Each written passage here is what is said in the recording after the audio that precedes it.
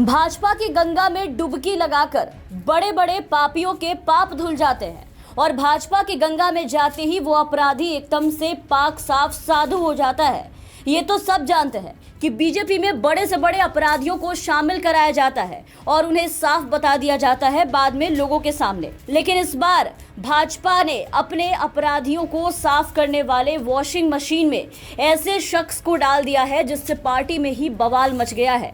Bahujan Samaj party से विधायक और बीजेपी सांसद रीता बहुगुणा के घर जलाने के आरोपी रहे जितेंद्र सिंह बबलू ने आज भाजपा की गंगा में डुबकी लगाकर खुद को साफ कर लिया है। मतलब बीजेपी में उन्हें शामिल करा लिया गया है, जिसके बाद से जितेंद्र सिंह पर मौजूदा सांसद रीता बहुगुणा जोशी के घर को जलाने के आरोप की जो चर्चाएं हैं वो काफी तेज हो गई हैं। जितेंद्र सिंह को भी कहीं ना कहीं डर था कि उनके खिलाफ इस बात को लेकर के जल्द कार्रवाई हो सकती है।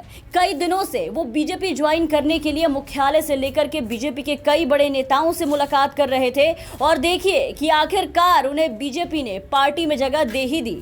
तो अब उन पे किसी तरह की कोई भी कार्रवाई होने की उम्मीद ना के बराबर हो चुकी है। आपको बता दें कि बबलू पर 2009 में रीता जोशी का घर जलाने के मामले में चार्जशीट दाखिल हो चुकी है। यही नहीं, बबलू पर ढेरों आपराधिक मामले भी चलते रहे हैं। आपराधिक बैकग्राउंड के उस जितेंद्र सिंह बबलू को बीजेपी में स्वागत अभिनंदन के साथ पार्टी में शामिल करा लिया गया है, जिसके खिलाफ उनकी ही पार्टी की सांसद का घर जलाने के मामले में चार्जशीट हो चुकी है।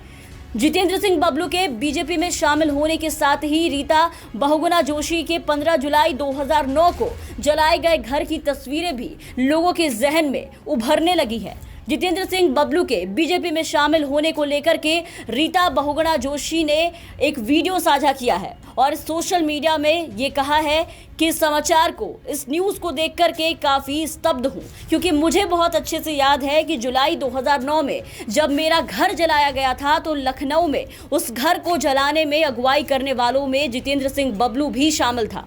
और अब जब जांच हुई तो उसमें ये आरोपी भी पाए गए और उनके ऊपर आरोप भी तय हो चुके हैं। उसके बाद भी उन्हें पार्टी में इस तरीके से शामिल कराने से काफ़ी स्तब्ध हूँ। तो रीता बहुगुणा उनके घर जलाने के आरोपी को बीजेपी में शामिल कराने से हताश है, परेशान है या फिर स्तब्ध है। इससे बीजेपी को एक ज़रा भी फर्क नहीं पड़ता है। उन्हें फर्क पड़ता है तो बस वोट से और राजनीति से। फिर उसके लिए भारतीय जनता पार्टी चाहे किसी को भी अपने पार्टी में शामिल कर सकती है, वो फिर चाहे कोई रेप का आरोपी ही क्यों ना हो या फिर कोई हत्यारा ही क्यों ना हो। तो भाजपा के सत्ता में आने के बाद से बहुत सारी पार्टियों के नेताओं में अपनी पार्टी छोड़कर भाजपा का दामन थामा है। इन नेताओं में वो भी हैं जिन्हें कल तक भाजपा खुद भ्रष्ट कहती नजर आ रही थी। कुछ पर तो मुकदमे तक चल रहे थे, यहाँ तक कि ईडी और सीबीआई तक का शिकंजा कस रहा था। लेकिन कहते हैं ना कि गंगा में डुबकी लगाने से सारे पाप धुल जाते हैं। उसी तरह कई बड़े बड़े नेताओं ने भाजपा की गंगा में डुबकी लगाई और कल तक दागी कहे जाने वाले ये सभी नेता पवित्र हो गए। कुलदीप सिंह सेंगर, उनके रिश्तेदार चिन्मयानंद, मुकुल रॉय, दीपक निकालजे, जिनके खिलाफ रेप का एक मुकदमा काफी चर्चित रहा।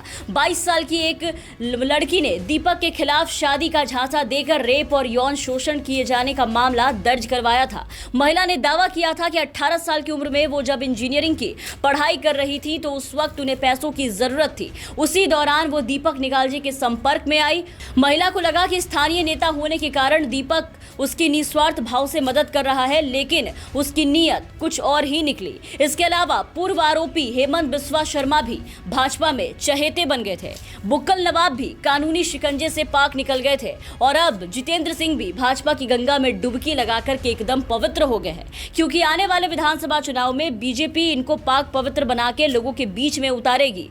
जितेंद्र सिंह के भाजपा में जुड़ने का एक कारण उनका अयोध्या से होना भी माना जा रहा है। अयोध्या की स्थानीय राजनीति में जितेंद्र सिंह की भूमिका महत्वपूर्ण रही है और अगले विधानसभा चुनाव में अयोध्या और राम मंदिर का मुद्दा भुनाने में भाजपा कोई कसर नहीं छोड़ेगी। इसलिए भी जितेंद्र सिंह को अपने दल में शामिल करा चुकी है और अब उनकी स्थानीय लोकप्रियता का फायदा बीजेपी सीधा उठाएगी। लेकिन इसके खिलाफ अब सांसद रीता बहुगुणा ने आवाज उठा दी है। इन सबके बाद अब देखना है कि इनकी आवाज को आखिर बीजेपी में कौन सुनता है।